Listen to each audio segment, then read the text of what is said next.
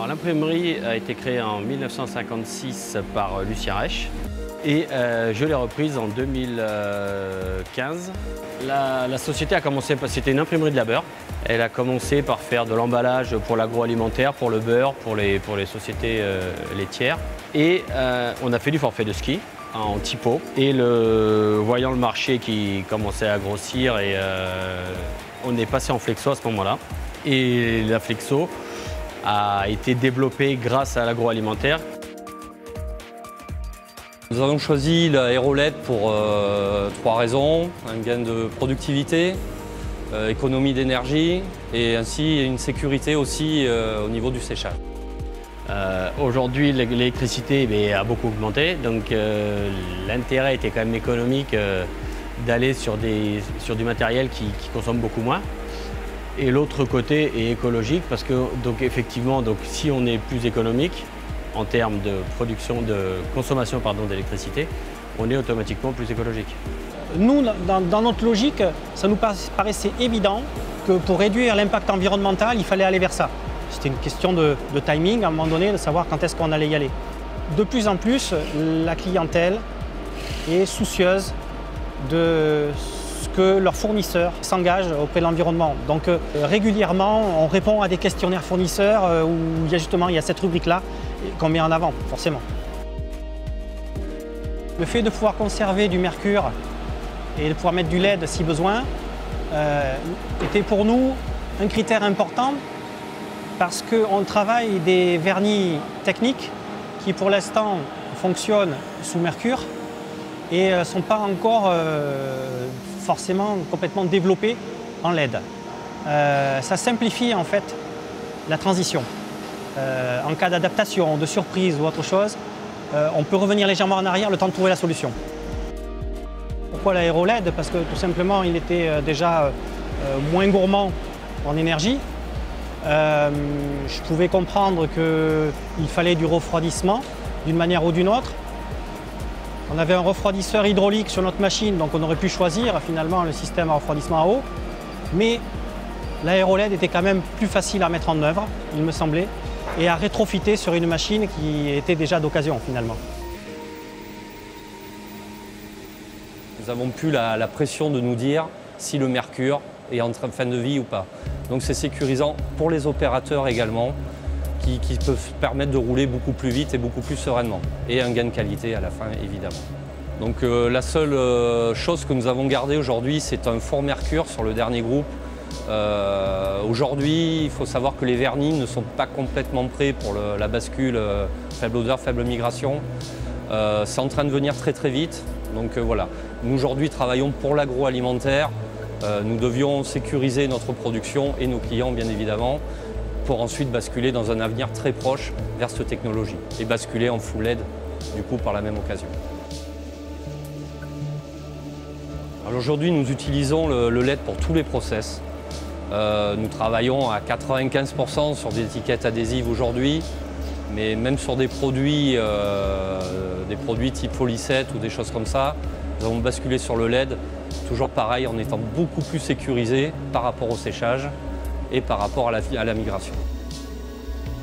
Alors pour passer des encres standards aux encres LED, sincèrement, on n'a quasiment pas vu de différence. Nous, c'est le bouton on-off, c'est pareil. Entre les encres LED et traditionnelles, il y a effectivement une petite différence de colorimétrie.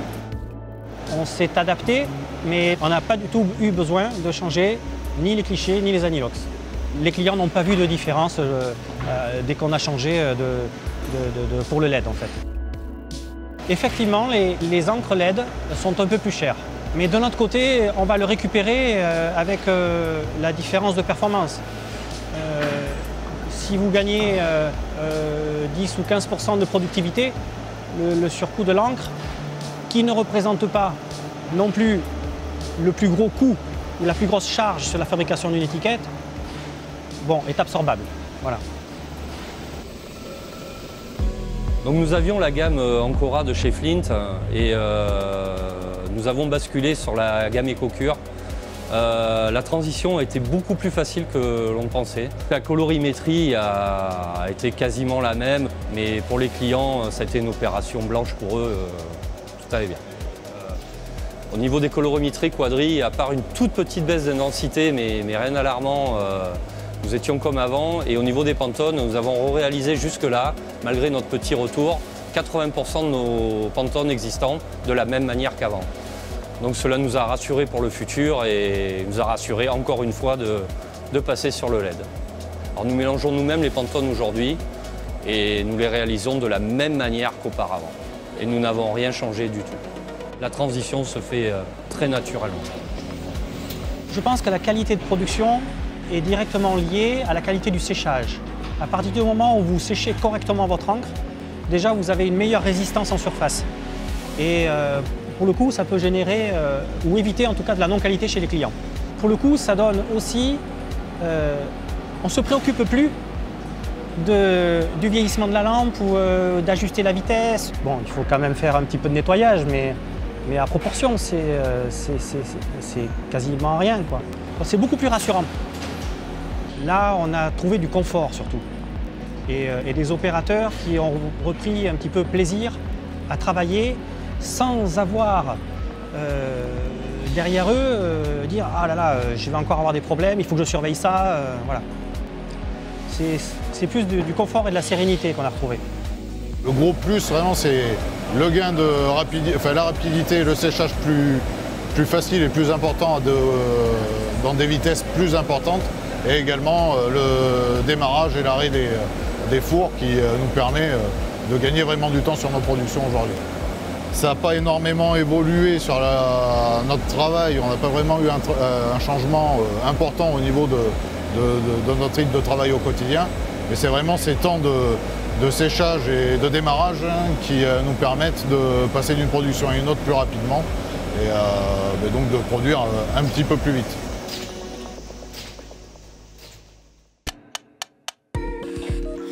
Oui, concernant les vitesses de production, on estime avoir gagné de l'ordre de 30%. Donc, grosso modo, on évalue de 80 mètres minutes, on est passé à 110 ou 120 mètres minutes. En effet, la productivité se mesure aussi avec le temps que l'on gagne sur le démarrage et sur l'arrêt. Et ça peut vite représenter une demi-heure par jour.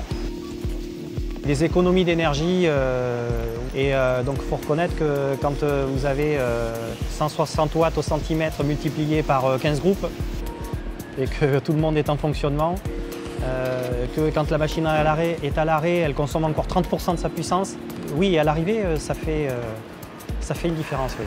Et je pense qu'on est au minimum à 2 fois moins de consommation d'énergie, au minimum. Donc on espère rentabiliser l'investissement plus rapidement que prévu. Sur les premières analyses, on était de l'ordre de 2 ans. Je pense que le retour sur investissement se fera probablement bien avant. Puisque dans les calculs théoriques, on n'avait pas pris en considération les hausses vertigineuses de ces derniers mois.